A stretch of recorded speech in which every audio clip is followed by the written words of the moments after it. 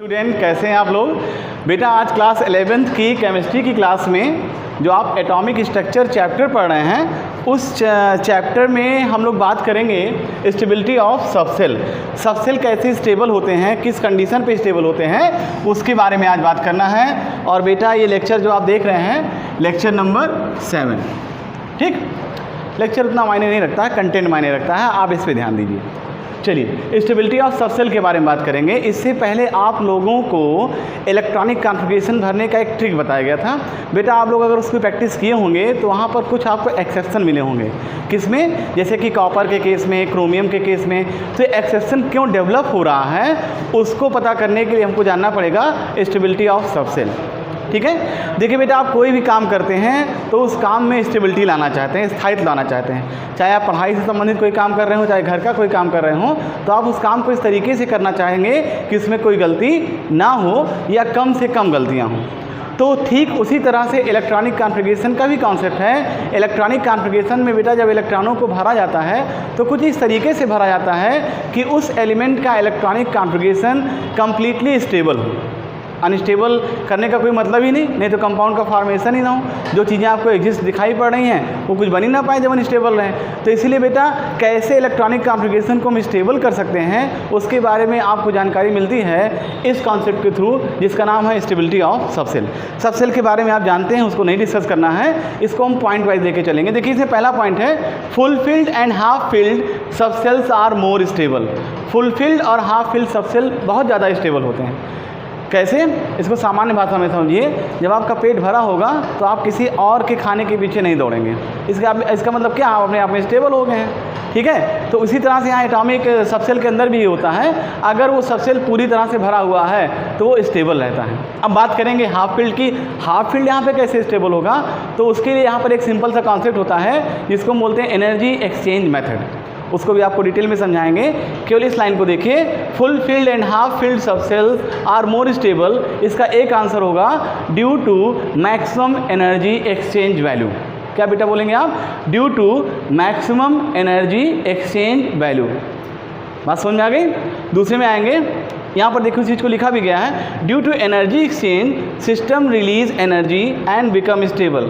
अब energy exchange value क्या होती है?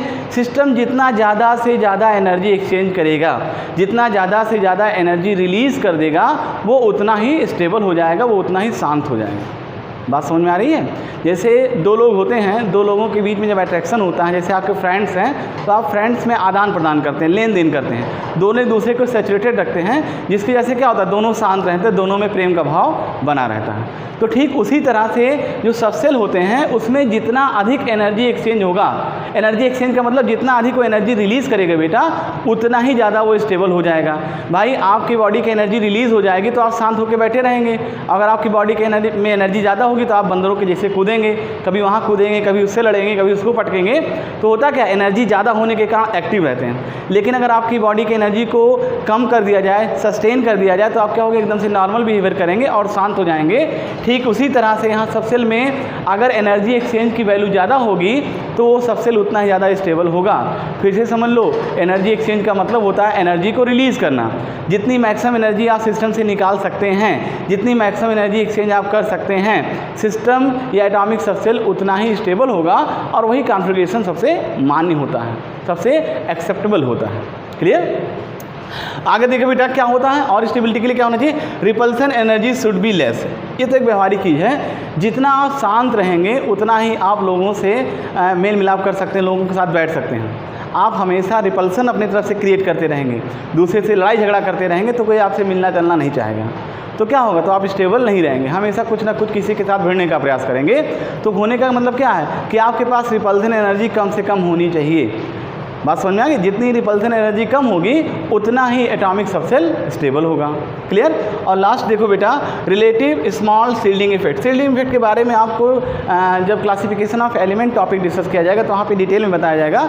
फिलहाल जो सबसेल के अंदर इलेक्ट्रॉन्स होते हैं उन इलेक्ट्रॉन के थ्रू एक तरह का शील्डिंग इफेक्ट जनरेट होता है जो आने वाले इलेक्ट्रॉन को प्रिवेंट करते हैं सब सेल के अंदर प्रवेश करने से, इसको बोलते हैं शील्डिंग इफेक्ट। तो जितना ही शील्डिंग इफेक्ट कम होगा उतना ही सिस्टम स्टेबल होगा, या आपका लिखा जो इलेक्ट्रॉनिक कॉन्फ़िगरेशन होगा वो स्टेबल होगा।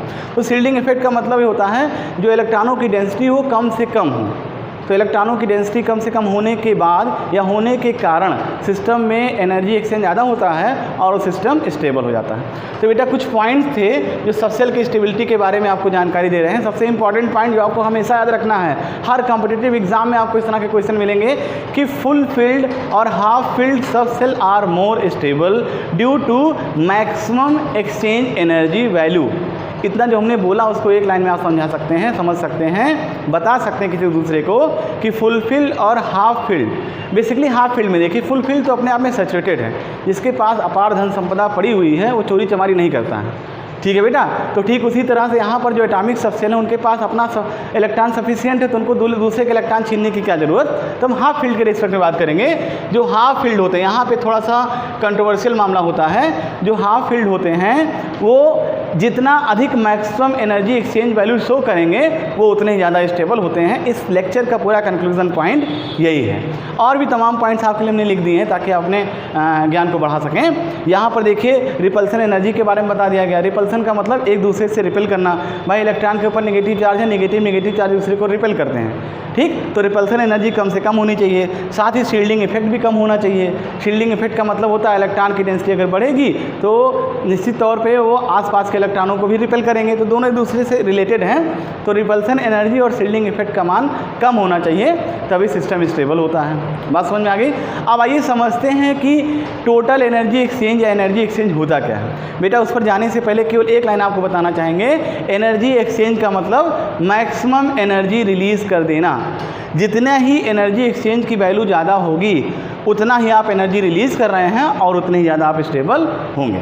क्लियर। अब बच्चों एक एग्जांपल के थ्रू आपको समझाएंगे, फिर आगे आपको बताया जाएगा। देखो एक एग्जांपल यहाँ पर लिया गया है क्रोमियम का। क्रोमियम जो होता है वो एक्सेप्शनल इलेक्ट्रॉनिक कॉन्फ़िगरेशन शो करता है। क्यों? देखो बेटा नॉर्मली क्रोमियम का जो इलेक्ट्रॉनिक कॉन्फ़िगरेशन होना चाहिए वो 3d4 4s2 टाइप का होना चाहिए। आप पूरा लिखेंगे तो आर्गन का लेके तब आगे बढ़ेंगे। तो 3d4 4s2 टाइप का होता है, ठीक है। लेकिन ये इलेक्ट्रॉनिक कॉन्फ़िगरेशन जो नॉर्मली आप भरते हैं वो गलत है। क्यों गलत है उसको देखो। अगर हम इसके अकॉर्डिंग यहाँ पर ये बनाते हैं, ब्लॉक डायग्राम बनाते हैं, तो देखो बेटा 3d4 4s2 हमने भर दिया। अब 3d4 में देखिए एनर्जी एक्सचेंज जानो बेटा हमेशा जो है सिंगल सबसेल वाले या सिंगल इलेक्ट्रॉन वाले एटॉमिक ऑर्बिटल के बीच में ही होता है। जब आप दोनों भरा ही रहेगा तो किसके साथ एनर्जी एक्सचेंज करेगा। इसलिए यहाँ पर एनर्जी एक्सचेंज जो होता है आपका वो जिसके पास एक एक इलेक्ट्रॉन होता है उन्हीं के साथ कर सकते हैं। तो यहाँ देखो बेटा कितना एनर्जी एक्सचेंज होगा। पहले इलेक्ट्रॉन को देखो, ये इसके साथ एनर्जी बदल सकता है, इसके साथ भी एनर्जी बदल सकता है और इसके साथ भी एनर्जी एक्सचेंज कर सकता है। यानी एक इसने कितनी एनर्जी एक्सचेंज की 3। दूसरा वाला देखो कितना करेगा, ये इसके साथ कर सकता है और इसके साथ कर सकता है। यानी दूसरे वाले ने कितनी बार एनर्जी एक्सचेंज की 2। अब यहाँ पर देखिए जो लास्ट वाला है एक ही बार इससे एनर्जी एक्सचेंज कर सकता है तो इसकी वैल्यू आएगी 1। फिर से सभी बच्चे समझ लें। यहाँ पर देखो जो पहला वाला है ये एक बार इसके साथ, एक बार इसके साथ और एक बार इसके साथ, यानी कि 3 बार एनर्जी को एक्सचेंज कर सकता है। दूसरा जो इलेक्ट्रॉन है इसके साथ एक बार और एक बार इसके साथ, यानी कि 2 बार एनर्जी एक्सचेंज कर सकता है, हमने यहाँ लिख दिया। और जो तीसरा वाला इलेक्ट्रॉन है ये केवल एक बार एनर्जी एक्सचेंज कर सकता है, इसको हमने यहाँ पे लिख दिया। अब इसकी टोटल एनर्जी एक्सचेंज की वैल्यू को अगर हम चेक करें तो 3 + 2 + 1 = कितना आएगा बेटा 6 आएगा, ठीक।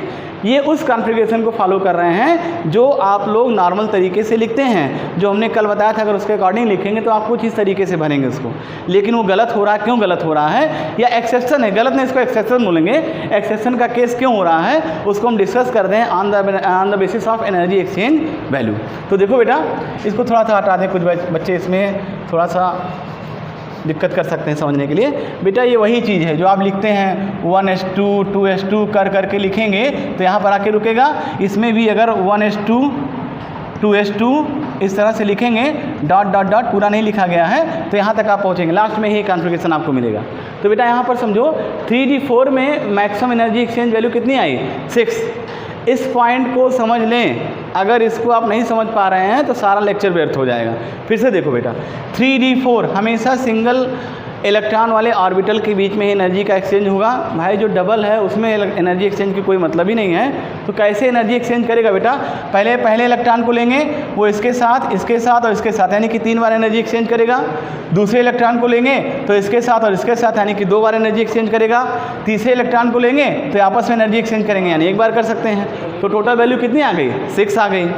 अब देखिए एक दूसरा इलेक्ट्रॉनिक कॉन्फ़िगरेशन यहाँ पर दिया गया, उसमें देखिए एनर्जी एक्सचेंज वैल्यू कितनी आती है।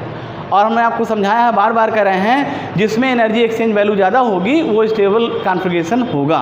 देखो बेटा, क्रोमियम का configuration 1s2 2s2 dot dot करके 3d5 4s1 लिखते हैं और ये सही माना गया। क्यों? इसको देखो, यहाँ देखो बेटा 3d5 क्या है?